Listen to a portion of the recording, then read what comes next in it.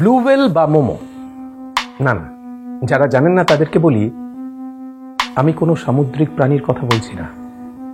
আমি বলছি সেই দুটি ভয়ঙ্কর মোবাইল গেমের কথা, যা ছোট ছোট ছেলেমেয়েদের জীবনে আতঙ্কের সৃষ্টি করেছিল, তাদেরকে আত্মহননের পথে ঠেলে দিয়েছিল, অথবা এখনো দিচ্ছে। বোঝাই যাচ্ছে এইসব মোবাইল গেমগুলো কোনো অপরাধ মনস্ক মানুষের মস্তিষ্ক প্রসূত। একটা ঘটনার কথা বলি। দিল্লির একটি বাচ্চা ছেলে তার মায়ের মোবাইলে গেম খেলতে গিয়ে নিজের অজান্তেই তার মায়ের ব্যাংক ব্যালেন্স একেবারে ফাঁকা করে দিয়েছিল।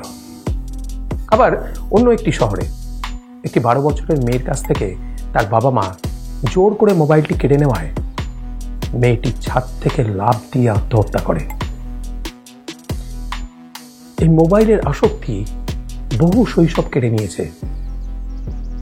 বাবা মায়ের ব্যস্ততা, তাদের সময়ের অভাব, আবার অনেক সময় বাচ্চাদের বায়নার চাপে পড়ে বাবা মায়েরা তাদের সন্তানের হাতে তুলে দিতে বাধ্য হন এই ভয়ঙ্কর অস্ত্রটি। আর অপরাধীরা এইসব ছোট ছোট ছেলে মেয়েদের তাদের অপরাধের শিকার বানায়।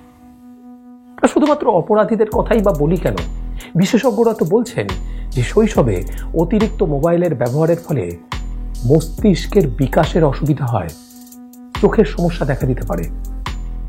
তার থেকেও বড় কথা, আপনি হয়তো জানতেই পারবেন না, আপনার শিশুটির সামনে খুলে যেতে পারে ইন্টারনেটের সেই কঠোরভাবে প্রাপ্তবয়স্কদের জন্য নিষিদ্ধ সাইটগুলো।